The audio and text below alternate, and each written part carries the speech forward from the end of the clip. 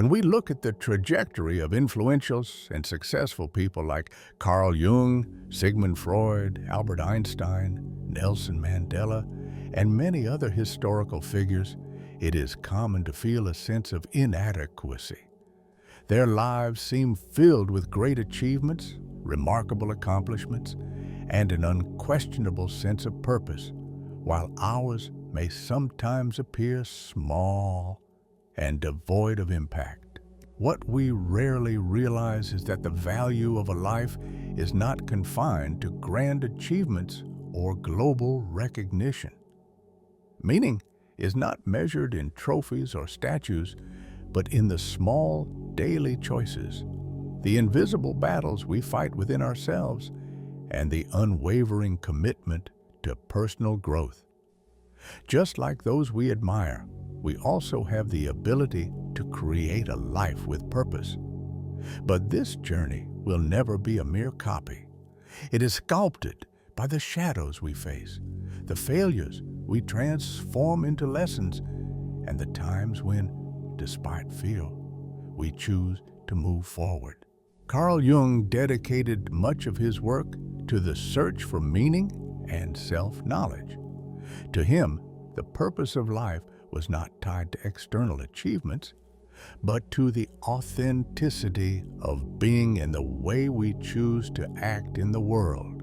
Jung saw the human being as a whole, composed of the psyche, a system that encompasses both what lies on the surface of consciousness and what remains hidden in the unconscious. At the center of what we recognize about ourselves is the ego, but our existence is not limited to it. Beyond this visible layer, there is a vast and unknown territory, the unconscious, where everything we ignore or repress resides, the shadow.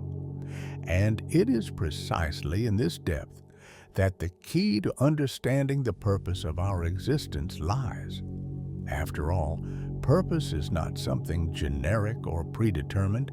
It is unique, shaped by the integration of what we choose to see and what we dare to face within ourselves. Carl Jung, a Swiss psychiatrist and psychoanalyst, revolutionized psychology by founding his own approach, analytical psychology, also known as Jungian philosophy. Throughout his life, he published several fundamental works such as The Psychology of the Unconscious, Man and His Symbols, Archetypes and the Collective Unconscious, Modern Man in Search of a Soul, The Psychology of Transference, Memories, Dreams, Reflections, and the relations between the ego and the unconscious. In this video, we will dive into the principles of this philosophy and the necessary steps for you to access and integrate your shadow side. And in doing so, discover the unique purpose of your existence according to Jung. Jung once said, "Your visions will become clear only when you can look into your own heart. Who looks outside dreams. Who looks inside awakens." The meaning and purpose of each individual are unique, shaped by their essence and the desires they carry. But before seeking a purpose, it is essential to understand who you truly are. Many believe they know themselves well. You may have the impression that you understand your strengths, weaknesses, and aspirations, which might lead you to try defining a purpose right away. However, Jung taught that true self-knowledge requires a deeper process, what he called self-realization. This path is not just about recognizing your traits. It is about integrating everything that has been repressed, facing your own shadow, and awakening your wholeness. Every human being is composed of two dimensions, what lies on the surface of consciousness and what remains hidden in the unconscious. The shadow, our dark side, dwells in this unknown region, carrying repressed desires, suppressed emotions, and parts of ourselves that we avoid confronting. It may contain feelings we prefer to ignore, such as laziness, envy, or anger, but also talents, interests, and aspirations that we deem inappropriate or childish. Since the shadow operates in the unconscious, we rarely have clarity about what is hidden there. These are aspects of ourselves that have been denied and buried for so long that they no longer surface consciously, yet they still influence our decisions and behaviors. Instead of seeing our wholeness, we end up clinging to the persona, the role we unconsciously adopt to be accepted or admired by others. This persona functions as a mask that we present to the world, shaping our identity according to external expectations. And without realizing it, we accumulate several of these masks, adjusting them depending on the environment and the people around us. The problem is that the more we identify with this facade, the further we drift from who we truly are.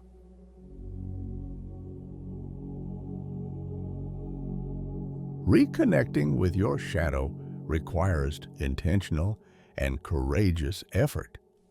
What Jung called shadow work is not a superficial process. It is a deep dive into your own psyche. This means regularly pausing to observe your thoughts, reactions, and emotions with total honesty. One of the most effective ways to access this hidden side is through reflective writing, where you document behavior patterns and emotions you would normally ignore. Meditation can also be a powerful tool as it allows you to observe your impulses without judgment, bringing to light aspects of your shadow that previously went unnoticed. Ask yourself with honesty, why did I act this way? Was this genuine or just an automatic response?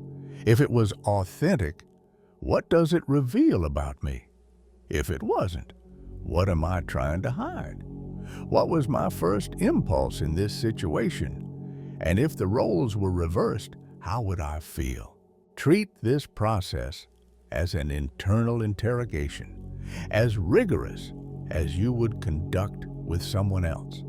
But remember, Jung emphasized that recognizing your shadow does not mean becoming a prisoner to it. You are not defined by the aspects you have repressed. You only become more complete by understanding them. For example, if your shadow contains anger, that doesn't mean you must define yourself as an angry person. The true path is not to fight against these traits, but to recognize and accept them as part of you, understanding that they exist, but they do not define you. Another way your shadow manifests is through judgment of others. The traits or behaviors you despise most in people are often reflections of something you fear or repress within yourself. This mechanism is known as projection, and by observing it closely, you can uncover aspects of yourself that you have not yet had the courage to face. Whenever you feel irritation or anger towards someone's behavior, pause and reflect. Have I ever displayed this tendency? If not, why? Could I be repressing this trait within myself? Jung stated that what we condemn in others often reflects parts of ourselves that we deny. People who harshly judge selfishness, for example, may be repressing their own selfish impulses. Those who are deeply bothered by others' impatience may, in reality, be fighting a silent battle against their own lack of patience. The shadow, always finds ways to reveal itself, and projection is one of the most subtle yet powerful ones. Setting aside time daily to sit, reflect, and perhaps record your insights in a journal is the first step in transforming the unconscious into consciousness. Asking yourself thought-provoking questions paves the way for genuine self-knowledge, and without it, the journey in search of purpose will always remain superficial. Making this shadow exploration a habit is not just an exercise in introspection, but an ongoing commitment to a life of meaning. In Jung's words, "I do not aspire to be a good man. I aspire to be a whole man." Now that you have explored more of your unconscious and perhaps identified shadow aspects you would rather not acknowledge, the inevitable question arises: what now? How can this actually improve my life? The truth is that at first, this process can make everything more uncomfortable. You will no longer be able to pretend these aspects don't exist. Jung understood that facing one's true essence without filters or illusions is a challenging and often painful experience. This is why many people choose repression, believing that hiding their darker sides is the same as eliminating them. Think about it. Don't those who suppress their anger seem like the kindest people? And those who conquer their laziness become the most productive? Yes and no. Personal growth is essential, but pretending certain traits don't exist does not make them disappear. In fact, the more you try to repress them, the stronger they become. The shadow does not vanish when ignored. It simply hides, waiting for the right moment to emerge. And when does that happen? Usually at the worst possible time, when you are exhausted, under pressure, or on the verge of collapse. Then, instead of controlling your anger, it erupts. People who refuse to acknowledge their anger are often the same ones who, from time to time, explode uncontrollably. Those who pretend they have no laziness frequently end up exhausted, able to sustain the pace they have forced upon themselves. What is ignored does not disappear. It only accumulates, waiting for the right moment to demand its price. But now that you know your shadow, you have a choice. Continue running from it, or finally use it to your advantage. Anger in itself is not a problem. What makes it destructive is the lack of control or its disproportionate use. However, when someone truly harms you, anger can be the force needed to set boundaries and defend yourself. The real question is not about eliminating your emotions, but knowing when and how to use them to your advantage. Ask yourself, when does it make sense to act based on an emotion, and when is it better to control it? When is my persona, this social mask, useful? And when does it prevent me from being authentic? By stopping the classification of emotions as good or bad, and instead seeing them for what they truly are, internal tools, you gain power over yourself. Envy can become fuel for your growth. Laziness can be a signal that your body and mind need rest. Impatience can be the push necessary to break free from stagnation. Instead of ignoring what lies within your shadow, learn to integrate it into your personality. It's not about denying or suppressing. It's about understanding and directing this energy in the right way. Your shadow does not exist to punish you. It is here to teach you. These repressed traits will not simply disappear. The sooner you accept them and transform them into tools for growth, the faster you will reach a true level of self-mastery.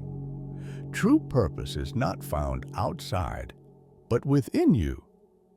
Self-knowledge and the ability to use all aspects of your psyche are the keys to this discovery. When your shadow is integrated, you don't just understand yourself better, you become more yourself.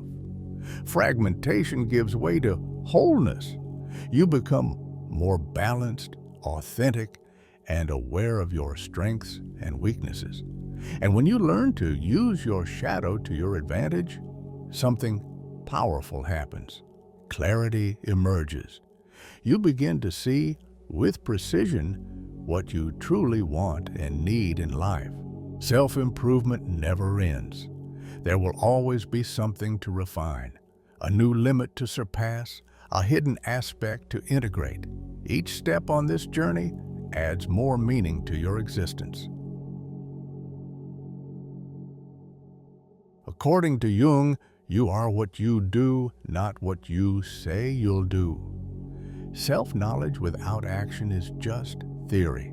Knowing who you are, understanding your shadow traits, and defining your beliefs mean nothing if they are not reflected in practice. The purpose of life is not something found only in thought. It must be lived. Jung argued that self-realization is not about what you say, but about what you do. You are not defined by intentions or words, but by your daily choices. After all, you can only claim to be something if your actions prove it. Living reactively is giving up control over your own existence. You are not here just to respond to what happens. You're here to initiate, build, and transform. Instead of waiting for people to reach out, take the initiative and create connections. Instead of hoping for a promotion, make a plan and work to make it inevitable. Instead of wishing your life had meaning, make it meaningful through your actions. The mistake many make is believing that simply looking inward and understanding their shadows is enough to change everything. Self-knowledge is the first step, but it is not sufficient. After diving into shadow work, there may be a temptation to relax, as if self-awareness were the final destination. But the truth is that standing still is the fastest way to lose the meaning of your own life. So, how do you start living actively? Simple, by challenging yourself. Exploring your shadow and improving yourself is just the beginning.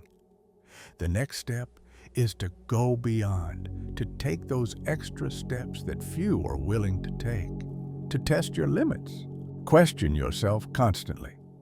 What do I truly believe in?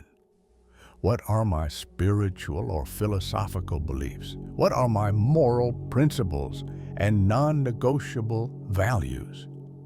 Do my daily actions reflect these beliefs? What do I want to achieve this year and in the next 5?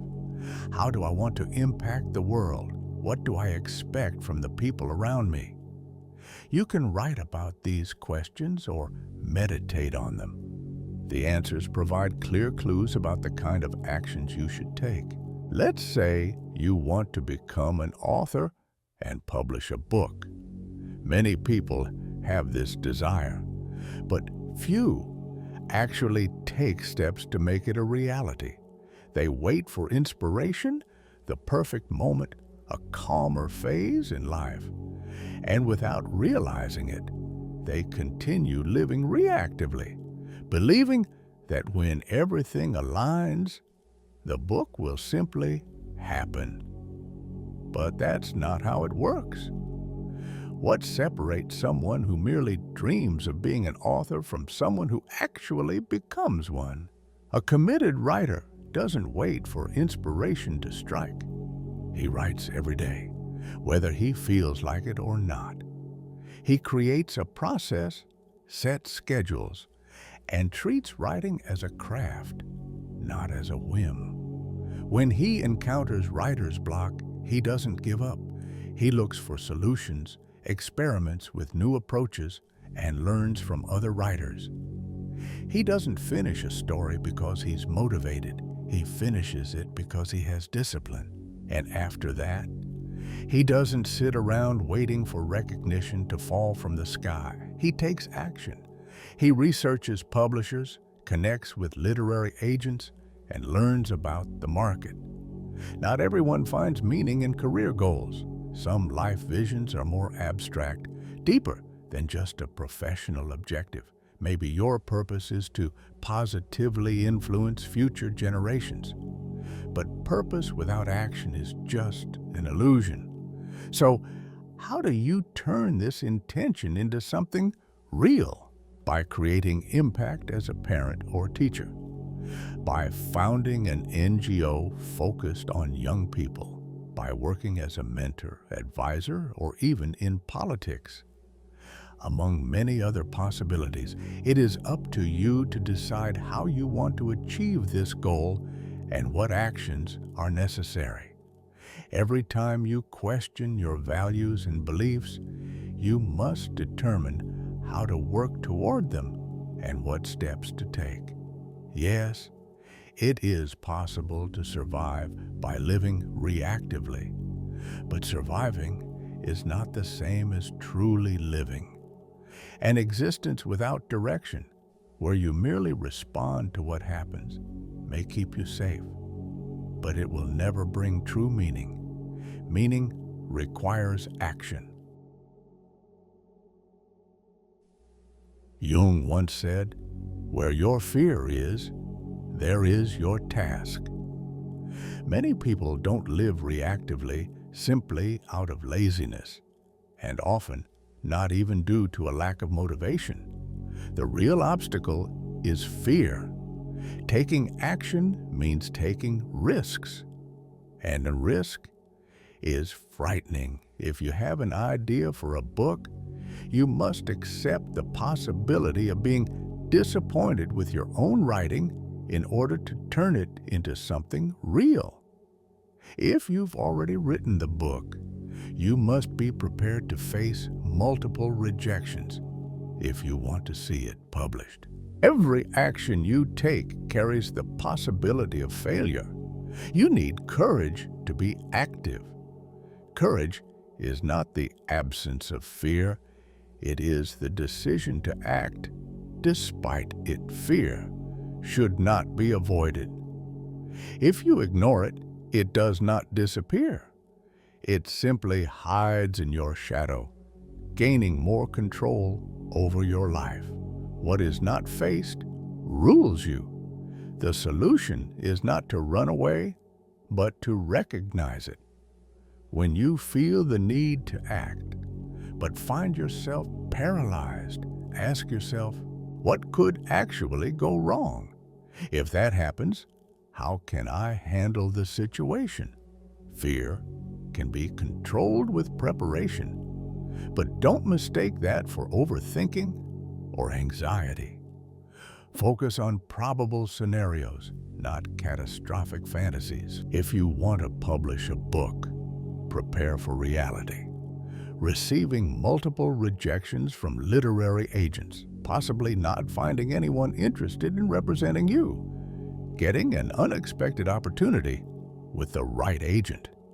Choosing self-publishing as an alternative. What's not worth imagining? Being rejected endlessly, as if no one will ever see value in your writing. Someone stealing your idea and publishing it before you. Being publicly ridiculed for trying. These thoughts are improbable and useless. By facing your fear and preparing rationally, you will have already dismantled much of its power over you.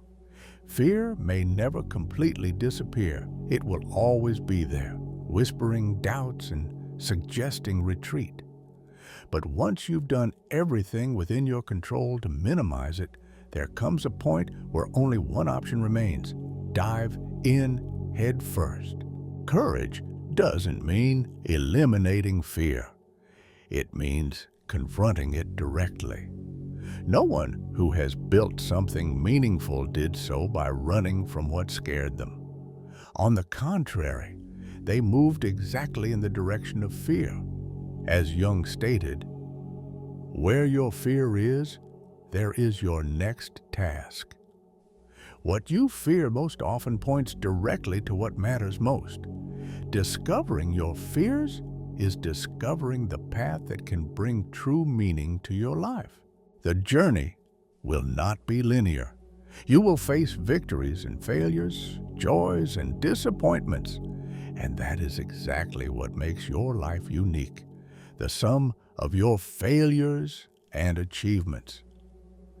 The choices you made regardless of the outcome, your persistence when everything told you to give up.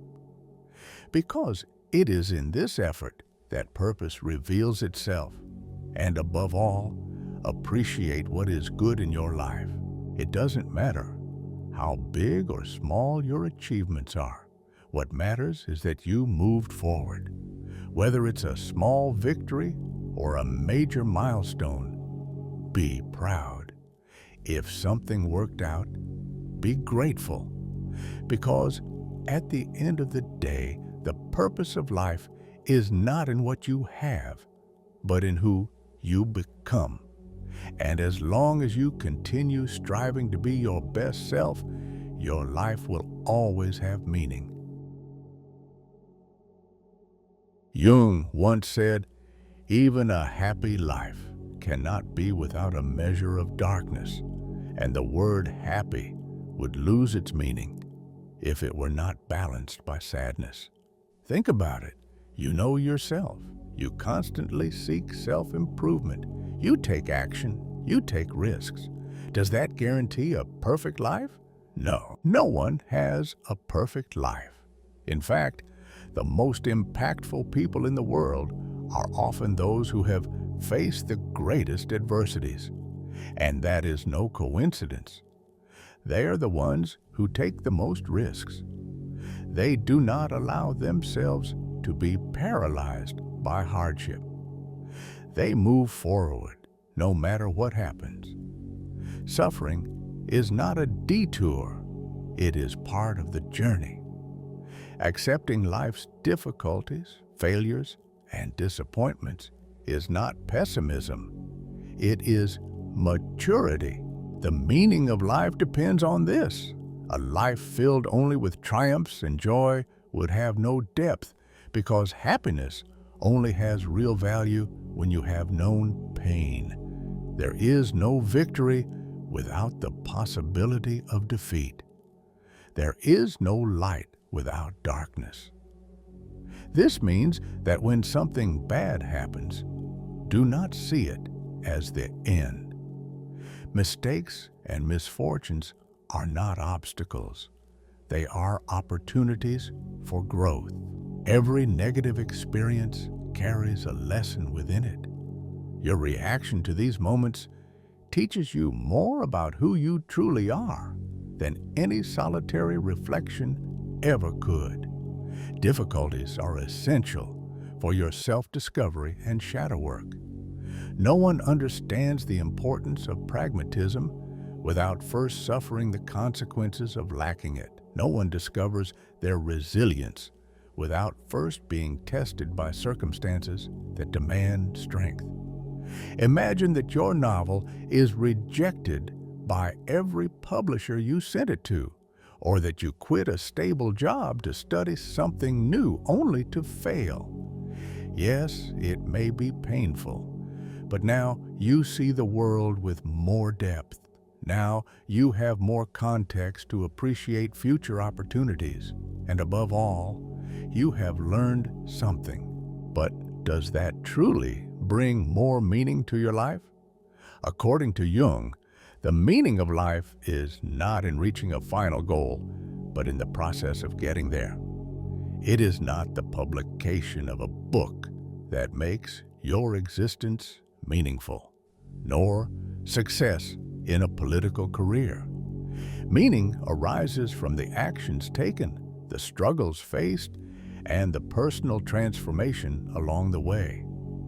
Even those who never reach their final destination still carry something valuable, the certainty that they are people of action, people who do not wait, who do not limit themselves to passivity, people who, regardless of the outcome, have the courage to live authentically and undeniably as themselves.